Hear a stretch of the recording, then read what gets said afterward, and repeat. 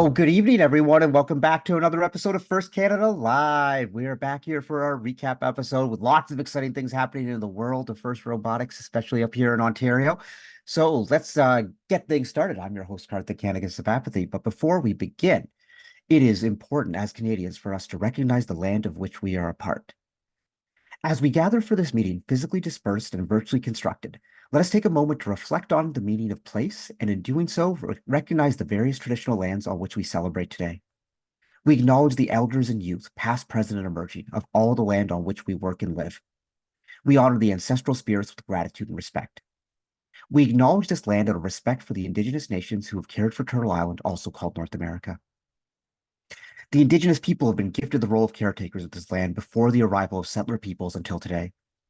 But most importantly, we remember the history of these lands and people that have been tainted by poor treatment and a lack of friendship with the First Nations who called Canada home before it was given this name. This history is something that everyone is affected by. We are all treaty people in Canada, and we all have a shared history to reflect upon, and each of us is affected by this history in different ways. Our past defines our present, but if we move forward as friends and allies, it does not define our future. All right, folks, we've got a fun show today, and to kick things off, I think it's important to recognize and bring out our Youth Council co-hosts. So first, we have a Youth Council host from FTC Team 18846, Robotics, and 2024 FTC Ontario Dean's List finalist, Daniel. What's up, Daniel? What's up, Karthik? Daniel, I want to call you like the ultimate FRC fanboy right now, because I've heard you've been to like, what, 4 different events this season you've showed up at? No, it's actually been three only. Just three, just Just three, just just three three, you've just been three. at, not competing anything, just a fan, wants to hang out, wants to vibe, wants to see his friends. Very, very cool. And we also have our other youth council co-host from FTC Team 22682, Guardians of the Allen Key. It's Ella. Hi, everyone. Hello, Ella. First off, Guardians of the Allen Key is by far the best named team, not just in FTC, but in all of First. So explain where that name came from, aside from Guardians of the Honestly, I Galaxy. have no idea. So it Um, predates you? yeah, we came up with it. We just really liked the Guardians of the Galaxy soundtrack, and we were like, you know what? We deserve to honor this movie, and it's gonna be our name now forever. Okay, who is your favorite Guardian of the Galaxy? Oh, I think Gamora. I think Gamora? she's really Okay. cool. What about you, Daniel? I am Groot. Groot. Yeah, Groot. They're all great. I'm Team Rocket. I'm a big Rocket fan. I've enjoyed how he's mellowed over the years and become a little bit less angry. And then in Guardians 3, we see why. And yeah, it's really, really cool. So I'm team, but also big Nebula fan as well. She's really grown on me and her friendship with Tony. Yeah, big Nebula fan. So I could talk Marvel movies all day. We could just do First Canada Live MCU edition, and I'd be totally, totally happy. But that's not why we're here today, folks. We are here to talk about recaps of the North Bay, Waterloo, and Humber College events. So we got fun stuff to happen. If you are tuning in right now and you're tuning in live, sorry, folks, I have a little bit of a cough, so I will be coughing. I will try and mute, but and don't worry, there's no one in this space, so if I don't cover my mouth, it's okay. It's just me and myself right here. But if you have questions for us today, drop them into chat, into the Twitch chat. We'll answer them live on air. And also remember, folks, we're here to celebrate excellence in our community. So let's keep the conversation positive, focus on all the great things that our teams have done and the volunteers have helped happen, and we're going to have a good show.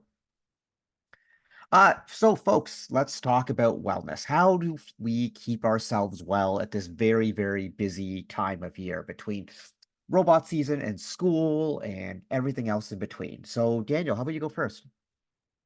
So yeah, although I'm not competing in FRC, I mean FTC, right? I found the season to be like a little bit stressful. I mean, when you're like kind of in between like building robots, going in comp, building robots, going in comp, right? You start to like kind of like lose yourself in the moment. So what I like to do sometimes to kind of like recuperate myself is I like to go outdoors. So just kind of stepping out, just getting a quick fresh of breath air. I mean, it really just kind of helps you keep at it, keep motivated, just helps like my mood and also just gives me like a quick mental reset so I can just go back in there and just keep doing what I'm doing. I'm a big fan of spending time outdoors whenever I can. Now it doesn't work for me because I do not like the cold, but I am so like even just like even in the cold, just a couple minutes, and especially when it's sunny, like that serotonin hit, you're just like, boom, okay, I'm alive again. What about you, Ella? Yeah, I gotta second the getting outside. It's just so good for your whole body. And I really like to actually incorporate it into our robotics meetings. I know FRC folks, you're having crazy long meetings right now. You're in the middle of build season, comp season, all those things. Just get your team outside, go out for 10 minutes, clear your head.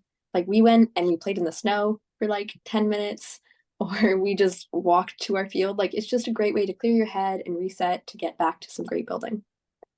Yeah, like just take a lap of the school, or even like, sometimes when you're going from one section of the school to the other, do it outside instead of doing it through the hallway. It just it really, really helps. Like sunlight, all that stuff, fresh air really does wonders. You can just it's so easy to be at robotics and then suddenly be like, you started at 2 o'clock and be like, oh, it's 8 o'clock and I haven't been outside at all. So always try and get out there. Great tips from the Youth Council, folks. Now we'll dive into our news updates. Just the normal reminders. First Canada Live. We're running out of episodes here, folks. We will be back next week for a recap of the Windsor and McMaster events, and then we'll be back the following week with a recap of provincials. Then we're going to take a couple weeks off, and then we'll be recapping the World Championship a few weeks after that. So you want to find out what the schedule, subscribe, turn on notifications, and you can get all the details delivered to your push notification device, whatever you're getting it at. Also, we are a podcast, so if you want to listen to us on Spotify, maybe you're listening to us on Spotify right now. Link is going in chat right here. Other things to remember, folks, the Ontario team Slack, it is still out there. You're having questions about what your team is doing. Or maybe, you're an FTC team and you're starting to think about next year. You want to make plans for next year. The Slack group is a great place to get ideas and to get tips. So how to join the Slack group, information is going there, open to students and mentors of any first team in Ontario. And of course, for alumni, Ella, are you in grade 12 now? I am, sadly. So you are becoming a first alum. You need to get signed up on firstroboticscanada.org/alumni to get into the LinkedIn group, get onto the email list so you can get all the alumni information. Yeah, that sounds great. Would love to stay connected. There we go. And Daniel, I know you're not in grade 12. The reason I know that is because you just won the Dean's List Award, which can only go to grade 10s or 11s. So you got another year. But Daniel, what was that like? What was that moment like when you found out you won Dean's List? Oh, okay. Um, it was actually completely shocking. I mean, like, my teacher, like, I was kind of shocked at my application too. I mean, like, my teacher called me down from math class, right? And she like surprised me with the news, and I was just completely shocked. And it was like the day right after we qualified for provincial, so like there was a lot of emotions there. But yeah, no, it was completely surreal. I mean, like, I've been with First for 3 years, and I mean, like, I just truly love the program. Well, you are a deserving candidate, and I think all of Ontario is going to be rooting you on at Worlds, which is going to be fantastic there, which is a great experience. And also, like, make sure you go to every Dean's List event at Worlds because there's like a special reception, and I think there's like a gift bag you get. You don't want to miss any of that stuff. Ooh, I will not. Yeah, like one year, and it changes every year depending on the sponsor, but one year, like all the Dean's List winners got Beats headphones and stuff because the guy, one of the executives from Beats decided to sponsor first in a way. So you never know what you're gonna get. Could be pretty cool. No promises, no promises. Okay, No folks. such. Sorry, Daniel. Sorry. I was about to say no such thing as a bad surprise, Karthik. Exactly. That's a good one. All right, folks, we are going to be back and we're going to start talking about what's been going on in the world of Crescendo, and we'll be doing that in just a moment after a word from one of our sponsors, Hatch.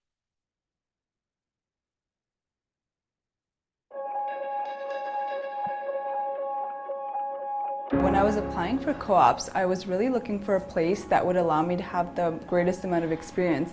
And since Hatch is such a big company, I knew that I would be able to get involved with all the different groups that the company offers. What surprised me about working at Hatch was the amount of responsibility that you're given very quickly, like once you start. There's so many opportunities to learn, not just from specialists in the field, but also from something like Lunch and Learns, or even Safety Shares. So it's not something technical that I'm learning, but something that might help me in my everyday life.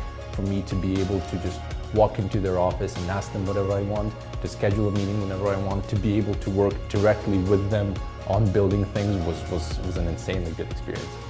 As a student, I am as much valued as the other employees that are here.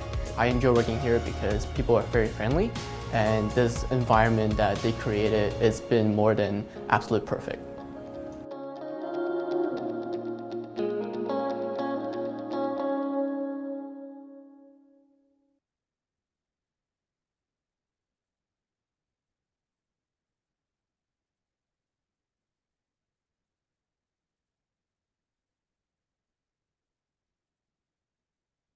I was just talking and was muted, and none of you could probably hear anything that I just said. So you're probably like, what is going on here? So yeah, thanks, folks. I am unmuted now. Sorry about that.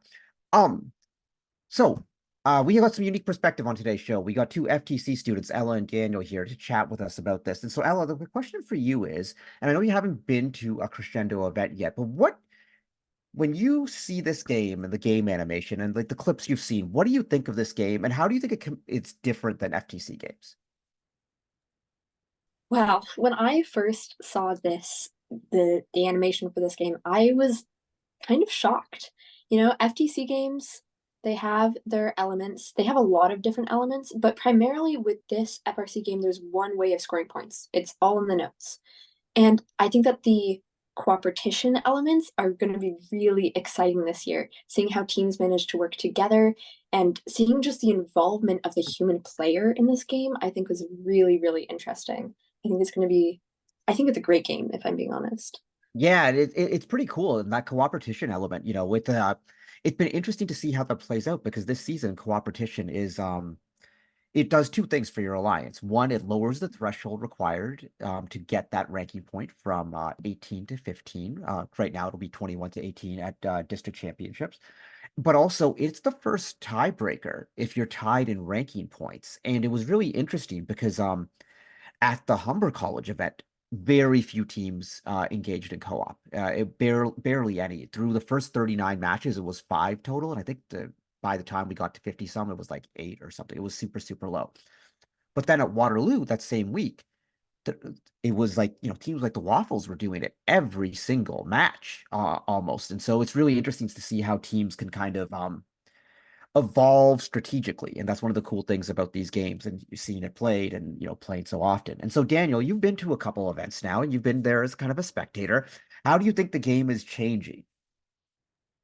So like if I'm comparing it to like Centennial to like Waterloo, I'm definitely kind of seeing the bigger emphasis on like utilizing that amp.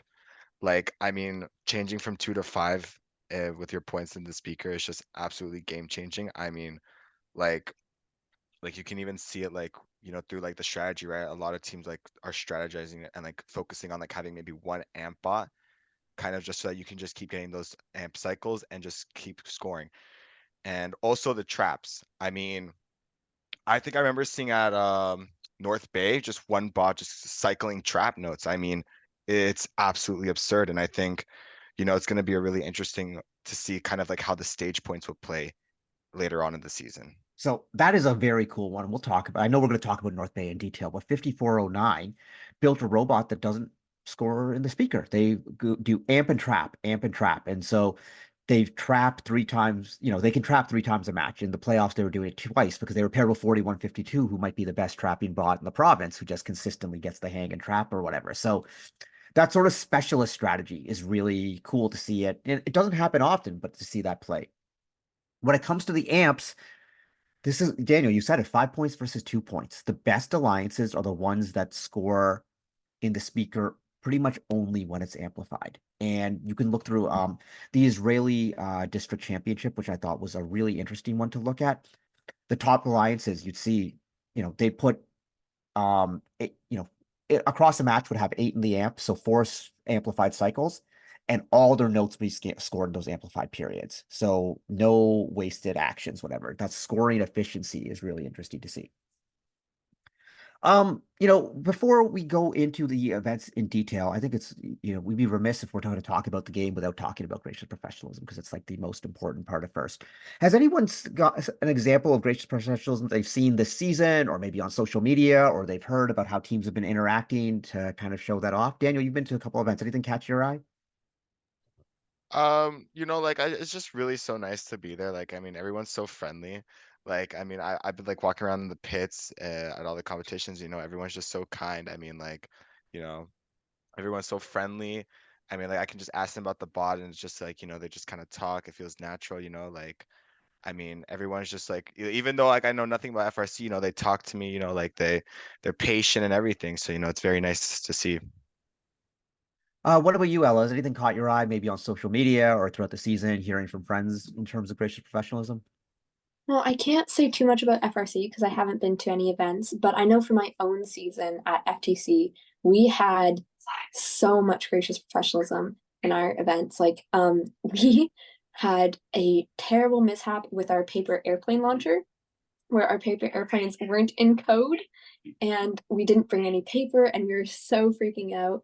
And the Parabellas were so nice to us. I can't remember their team code right now, but they provided us with paper and they were helping us make new robots. They were giving us strategies on how to fold it to make it more aerodynamic. Like they were just wonderful.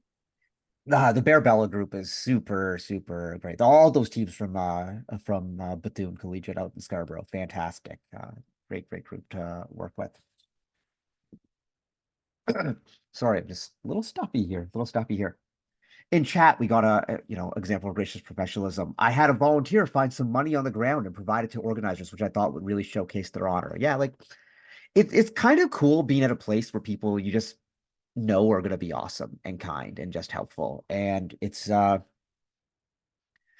really interesting to see. I have to say, I was really impressed. I'm always impressed with how teams handle defeat because I think, how we handle adversity is kind of how we can be judged. And at the Humber event, there were some challenges when it came to the automated scoring, and some teams had some concerns with it, and some teams, rightfully so, felt that they were shortchanged on some points or whatever. And instead of having a temper tantrum or anything like that, they calmly expressed how they felt to the referees to make their points really, really clear. And even though they ended with an agreement to kind of disagree, they were really respectful and just said, okay, like we're just going to do better at our next one and everything like that. And then, took the time to send some emails kind of explaining their concerns and how they think things could be better. And like, that's the way to handle these situations. And it's really, really impressive. And I think it's just something that we can all learn because guess what, folks, we're all going to face adversity in our lives, whether you be a student and you're going to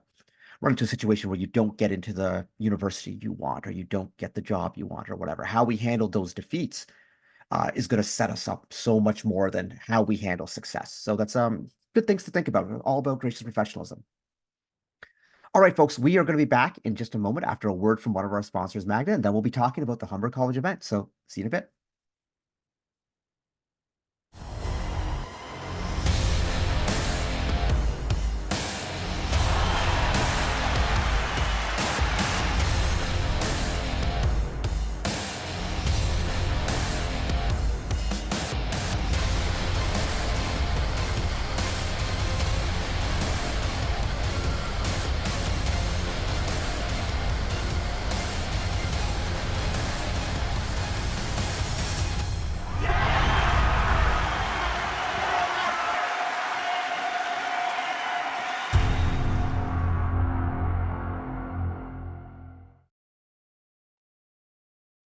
All right, we're back, folks, and we're going to go back to last Tuesday, Wednesday, when the Humber College event was happening, the midweek event. We're finally getting around to talking about it here. And let's just dive into the numbers, folks. Let's take a look at our statistics from the event. As I pull up my notes.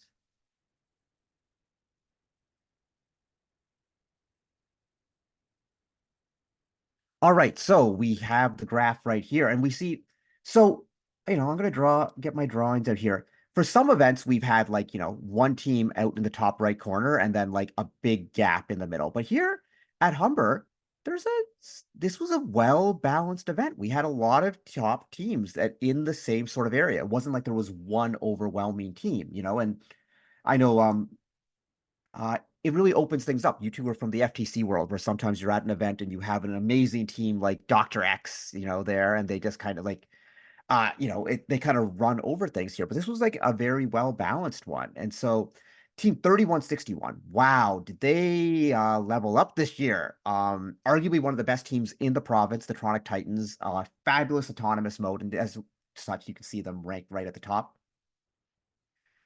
2200 every year, just a well-designed, well-engineered machine. Amp, trap, speaker, it does it all. 7558, we talked to them after the Centennial show, just super fast scoring. 4946, well driven, just speeding across the field. So we have all these top teams. 4920, another one in that same tier, just robots flying down the field. Some really impressive stuff. So let's go see how the alliances shook out on the next slide. And we can see it is interestingly balanced. And so what these stats are, folks, EPA is a representation using some linear algebra of the average team strength. And we see, actually, it was the number 3 alliance, which had the highest total EPA. So people are very much used to it always being the number 1 alliance, but 3161 only seeded third, despite being like the highest scoring, highest producing team at the event. And that really opened things up a little bit. And so they made an amazing pick in 4920. And then all of a sudden, we see is some interesting possibilities here. But again, unlike, what we saw at Newmarket, where one alliance had a score of 90 and everyone else was in the 50s, this is very well balanced. So from there, I think it's time to take a look at some match video. So we're going to be taking a look at round 2, match number 8 from the playoffs, and we're going to be taking a look at teams 3161, 4920, 6140 in red, and 9785, a rookie team, which was the number 2 overall seed at the event, which does not happen often in FRC, so that was fantastic. This team, get this, folks, they only had 4 students on an FRC team.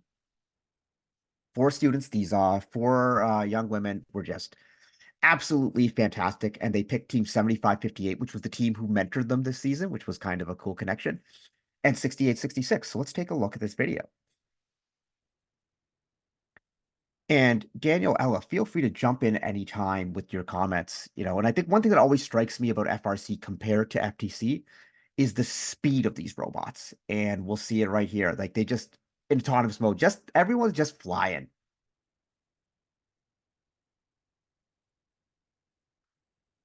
Yeah, and you see 3161, like how many notes like that they just consistently go back and forth, back and forth.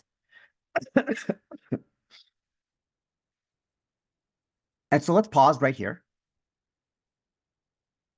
And right away, one of the first things we saw was 3161, and they do this really well.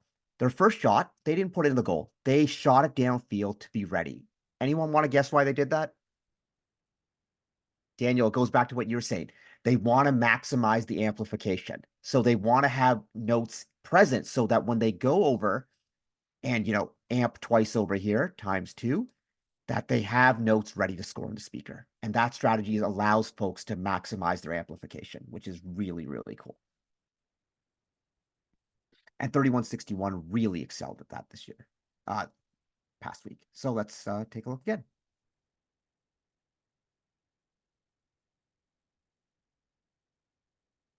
3161 amp once, and then they amp again with the note that they tossed down there. And now they're ready to go score in the speaker and get amplification because they had notes ready for them. And that kind of teamwork and cooperation there just makes a lot of sense. I would keep an eye on 97 to 85 going down the field right there, as you see. Again, rookie team, simple robot, can't pick up off the ground, but that's fine because they simplified and just boom, boom, shoot, shoot.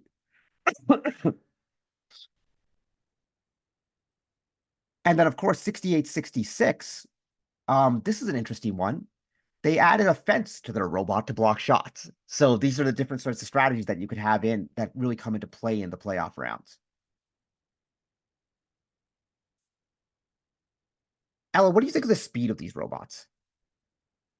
Oh, it's just absolutely mind-blowing. I'm staring at the screen, like trying to track who everybody is, and they're so fast. Yeah, it is hard to keep up, especially with 6 robots on the field and the field being so big. It's like, what do I watch? Which is something that I struggle with this year because I want to watch everything, and it's hard to keep up. But this Blue Alliance, like, wow, they are just fantastic. 3161. How well they drive, how smooth they are to move. Like we talked a lot, I'm very enamored with their autonomous mode, but overall their play, like look, 75-58 tries to get in their way. No, they just skip right around and then right over there. Any team that can get from one side of the field and back down in 10 seconds, that's the key. Because if you can do that, that means you can possibly get two on amplification. And now there's the human players throwing the notes that you were talking about, Ella. Like there's the wild, wild end game, and then all of a sudden the robots are going up to hang. So very cool match. Huge point total put up here. And we're gonna look at our final score. 109-43. That was the high score from the event. Alliance 3, and that was kind of the signal to the world that hey, this alliance is ready. Because if you weren't looking at the stats, you might not have realized how good they were. But wow, absolutely fantastic. Any thoughts on that match, folks? I'm wondering, not quite related to this match, but I noticed they didn't use any of the harmony bonus. None of them were hanging on the same chain as far as I could see. Is that something that you've noticed hasn't been used very much in these qualification rounds? No, it definitely has not been used a lot. It's been a surprise for everyone because I think part of what it is it's harder than it looks. Because I think so many teams, their hooks are designed such that they can reach the chain at its bottom point. So it's easy to hang when there's one. But when you have to get two on there, not only do you have to fit side to side, your hooks have to be high enough to reach the chain at the higher point. And also how you balance is going to be affected a little bit too. And so I've seen some alliances do it well, but it's been hard. Also, it's only worth 2 additional points. And so in a match like that, you'd be like, oh, it's not worth going for. But of course, 2 points can be the decider. So I think we'll see more of it as alliances try and find ways to gain extra points. But that's definitely a good point, Ella. It has not been happening as often as I think people expected it to.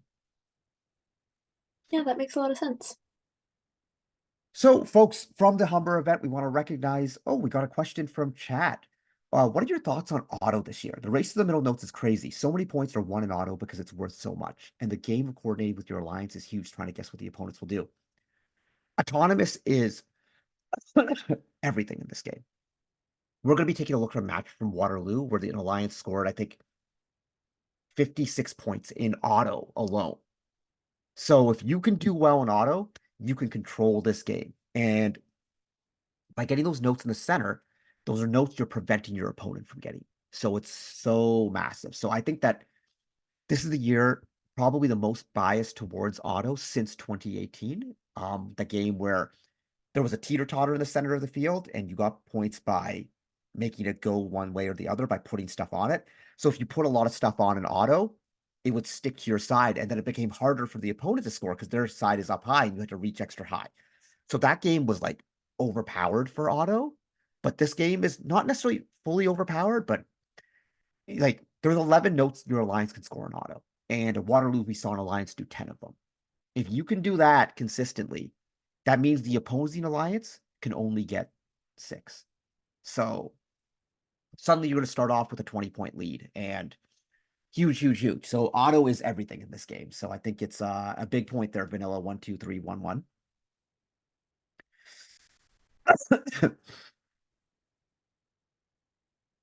Sorry, folks. So at the Humber event, we want to recognize all the winners and great teams at this event. So our winners were Team 3161 Tronic Titans, 4920 Bell River Boltheads, and 6140 SMT Titans. I think you might know SMT from FTC. They've been out there for a while. And the finalists, Team 4946 Alpha Dogs, 2200 Robotics with a fantastic machine, and Team 6397 Romero Robotics. We'd be remiss if we didn't talk a little bit about Team 4946, the Alpha Dogs. They actually built 2 robots this season, a big robot and a little robot. The rules state if you can have the robots weigh in together under 150 pounds, and one of them doesn't have a fully assembled drivetrain, it is legal. So they had the little robot. It wasn't ready to play, but I really want to see the little robot on the field because I think like a closer to FTC sized robot playing FRC as super, super fast is going to be really fun to see.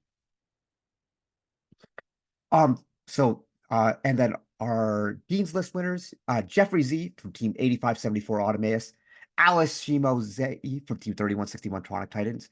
Engineering Inspiration also went to the Tronic Titans 3161. And the Impact Award, the highest honor, first to Team 5719, the Pink Titans. Just a fantastic group of people who are doing so much outreach from FLL Explore to FLL Challenge to FTC to FRC. Fantastic. Did either of you go to their FTC event this year, the Central Scarborough event? Just a fantastic group. So, so well deserved. So, folks, that's the Humber event. We're going to be back to talk about the University of Waterloo event in just a moment.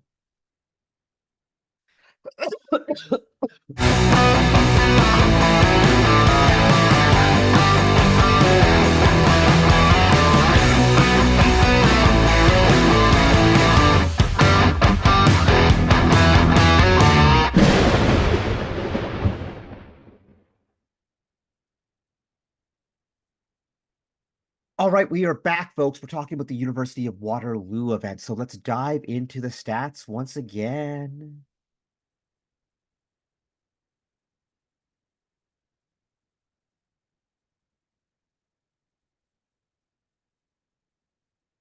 All right, here we go. And so team 3683, Team Dave, woo, way out there. Super, super powerful. And then another team from the Waterloo region, 4678. Consistent the last 2 years, one of the three best teams in Ontario, one of the two best teams in Ontario. Just absolutely fantastic. They are the champions of the world of automation. They control arms so well. They are so good at the autonomous mode. And these two teams got together in the playoffs, but they did not win. They were beaten by 44-76 and 50-24. And what does this say to everyone? Strategy matters. And the 44-76 Alliance played so intelligently. And unfortunately, 46-78 and 36-83 ran into some technical failures, and that happens, whatever, but it made for some really interesting finals. Let's take a look at the alliances. I would also, folks, we would love to be showing you one of the finals matches from that event. Unfortunately, they are not available yet online, so we are going to be showing a qualification match. Sort of disappoint. But yeah, like look at that power from the number one alliance, 89 EPA, 3683. They're shaded in blue right here. Blue means top 1% of the robots in the world, not just Ontario, but in the world. Team Dave is on fire this year. But this 72 number from 44, 76, 50, 24, 96, 59, nothing to, it's not like they weren't good. They were amazing as well, but coupled with great strategy, good scouting, and they were able to pull off that upset. So that was fantastic to see. So let's take a look at our match video. This match video features teams 3683, 9062, and 4678 in red. And in blue, team 3739, 4903, and 2609. And I want everyone to watch the red autonomous mode. Let's watch it once, and then we'll pause it, and we'll watch it again. And maybe we'll watch it a third time, because this autonomous mode is so cool. Try and watch all three red robots here in autonomous mode.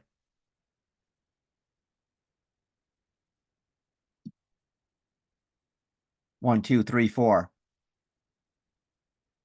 5, 6, 7, 8, 9, 10. Oh, there's the 10th one. Pause it right there. Folks, all the notes are gone. Gone. 10 notes in a qualification match, a randomly paired match. So they didn't have time to orchestrate, complementary modes and whatever. What do you all think of that? That is just incredible. Oh my goodness. And Like, it took, go on, Ella, sorry. I'm so excited. just the fluidity of how they all work together. Like you said, they wouldn't have had time to really figure that all out. It's incredible. It was fantastic. And this is the types of autonomous modes I think we can be expecting to see. Some at Windsor and McMaster this weekend, but especially at the provincial championship. So let's dial it back and watch that again and watch how all three robots work complementary here.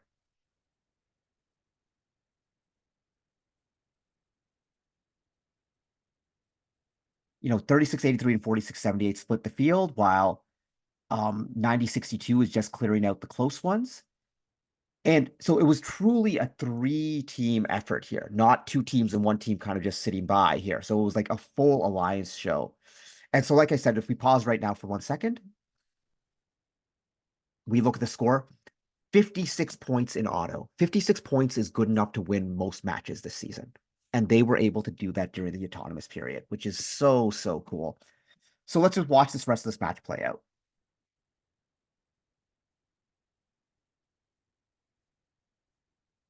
And you can just see the speed of Team Dave and how they just kind of zip right around 46-78 as well.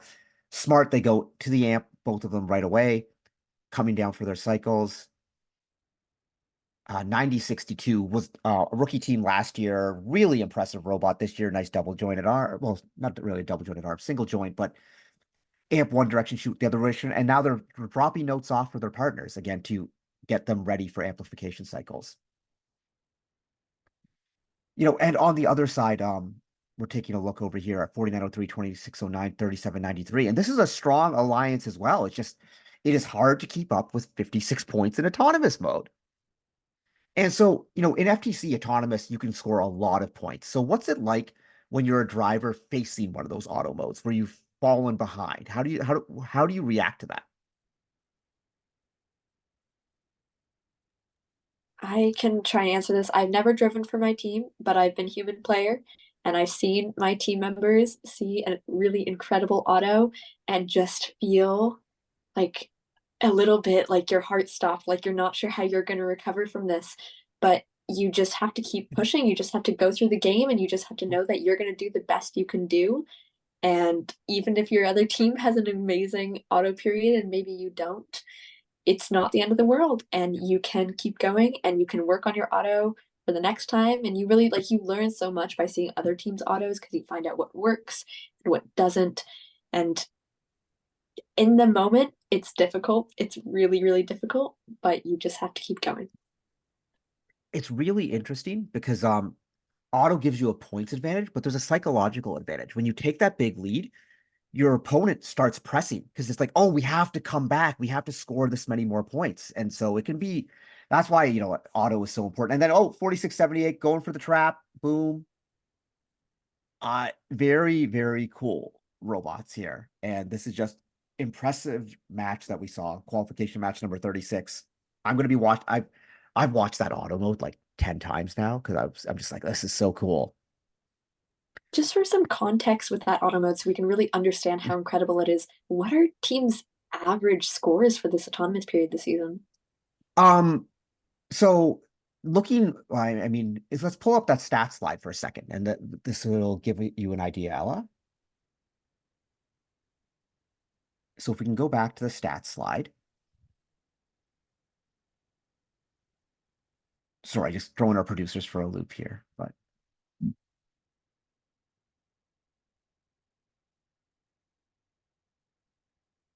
All right, and we'll jump ahead to the next one. Actually, we'll go back to the first one. It's probably easier to illustrate it right here. So the y-axis here, Ella, is how many points the team is scoring in auto and endgame.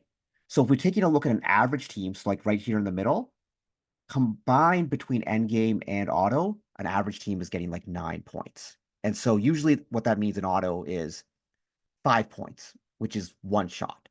So like an average team is making the one shot in auto. And so for 10 shots to have gone in, you're talking about, super elite. So like 46-78 is one of the top teams. And so I would say a good auto mode this year is a team that can. So for the upcoming McMaster event, I know this one off the top of my head. There are 5 teams which are averaging 2 shots in auto. Just 5, averaging 2. And so average means like sometimes they might hit 4, but not necessarily consistently. And so what was cool about that match is not only that the teams had the capability, but they pulled it off at the same time because seeing those 4-note modes or whatever. So I would say a good auto this year, like a great auto for an alliance is right now is 5, where 2 teams hit their or 6, let's say. 6 would be fabulous. 3 teams hit their preloads and those 3 close notes get hit. Anything you get from the far is gravy. And we saw 31-61 doing those far notes. We saw 46-78. We saw 3683. It is kind of fantastic to see that. So that's a great question because like sometimes we talk about numbers and we need to contextualize them because it's like, oh, I saw someone do 10. I assume most people are doing 8. No, no, no, no, no. And we've seen matches this year, matches that are like alliances scoring 20 points total. And that alliance had 56 in auto. So we go back to the second slide. So EPA is kind of like a capability, like of what an alliance can do. And this was saying some of these alliances kind of top out at like 53 points, 44 points, 40 points. That's for the whole match. But we just saw 56 in auto. So 56 in auto is typically good enough to beat many elimination alliances in a total match. So that's how great that was. So for some context. Wow, that's incredible. Yeah, it's fantastic to see. All right, folks, let's take a look at some of our award winners from the Waterloo event. We're going to be recognizing our winners. And, I wish we had that video of the finals because it was super, super cool to see. But congratulations to team 4476 Waffles, 5024 Raider Robotics, 9659 Vanier Vikings, and 9663 Off Shape Robotics team, the backup bot who was called in. Finalists, team 3683 Team Dave, team 4678 Cybercabs, team 6875 Amazon Warriors, Build a Dream Robotics. And then our Dean's List winners, Ibrahim A. from 4476 Waffles, Ho Yan L. from 9062 Critical Circuits, and Engineering Inspiration goes to Team 772 Sabervice Robotics, and the Impact Award to Team 4476 The Waffles.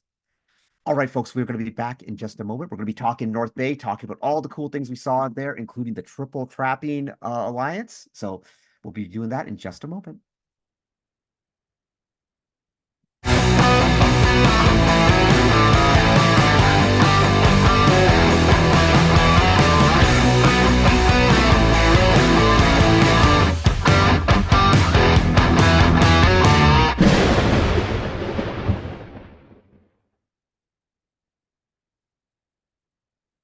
Yeah, comment in chat about the Waterloo one talking about Team 4476 saying their auto is so very smart strategically because what they do is they would drive to the center line and just plow through all those notes right there.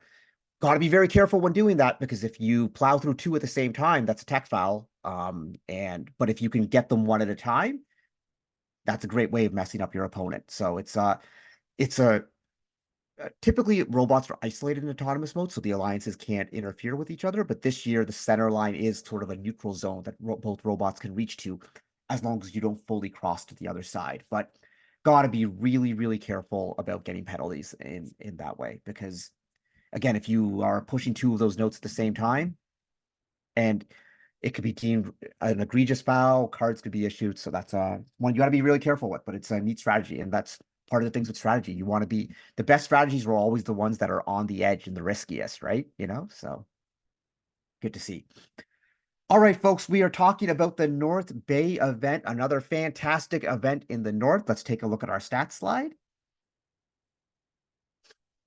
And well, this one looks familiar. If you watched our show from the first week, we talked a lot about Team 4039, who was fantastic at Newmarket, and were on their own at this North Bay event. They were well out there, but guess what, folks? They got to the finals, and the finals went to 3 matches. So you can be that good in this game, and just nothing is guaranteed.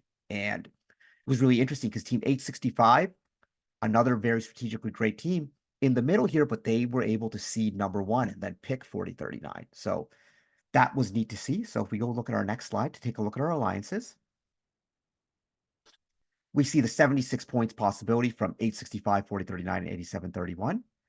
And look out, folks, here, some very well-balanced alliances. Alliance #2 was the alliance where 5409 could do multiple traps, 4052, 4152 could trap as well. And it's like, wow, trap, trap, trap. It's like it's a different way of playing the game. So that was cool. And then alliance #3, 1305, 4343, 3543. Just a very consistent alliance, smart playing, and that's how they got all the way to the final. So we are going to take a look at our match from our finals, folks. This is final match #3. It went to 3 with one alliance taking the first one, the other alliance taking the second one. So this is do or die time here. This is Winner is the champion. The losing alliance goes home. So this is kind of great to see. So let's take a look and see how this one plays out. And Alan, what you were talking about in auto, like these are finalists. So these are like great alliances, but you can see where the scores are. Each alliance is scoring about 5 in auto, and we've seen a bunch of notes still left over on the floor. And like this is not bad. This is great. It's just that those alliances we saw earlier was just phenomenal, next level. And so we got defense robots. We got a robot with a net on it right up there, going that way. Okay, let's pause for a second right here. So the robot with the net has some arrows on it. It has arrows. Can anyone guess what those arrows are for? It's so they can remember which side of the robot is the front and which side is the back. Because once you add a blocker on, you lose relativity of your robot or whatever. And usually these blockers are being added after alliance selection. So it helps you familiarize. And that's a common strategy where teams will put arrows on the robot so they can remember which way is front and which way is back, which is kind of neat. All right, let's keep watching. I enjoy watching the 4039 machine. Just so there's like this tier of 10 robots in Ontario this year who are just so smoothly driven, and 4039 is just woo.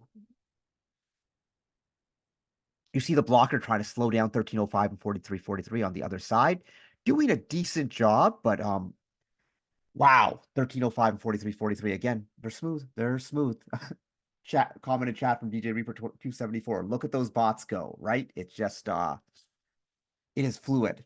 But you see here, the Red Alliance gets out to a little bit of a lead here, and it is hard to come back, especially with how fluidly 4039 cycles. And 865 is just cooking. Question in chat: when will the rest of the matches for Waterloo event be posted? Hopefully soon. Because of the FMS sync issues, there's no online timestamps which are needed to get the matches split. So hopefully we'll get them up there soon. As we see this match go. And again, Daniel, you talked about it at the beginning about the amplification periods, about how important it is to utilize them well. And that's one thing the 4039 does well. Now here, let's pause for 1 second. Actually, let it play for a second. I want to get a clear shot of 4069. And pause right now. There we go. They have a note stuck on their robot. And this means you can only have one robot, one note at a time. So for this last 34 seconds, they are unable to continue to score. And that really opens this matchup. So we can resume and watch them try and shake themselves with this note.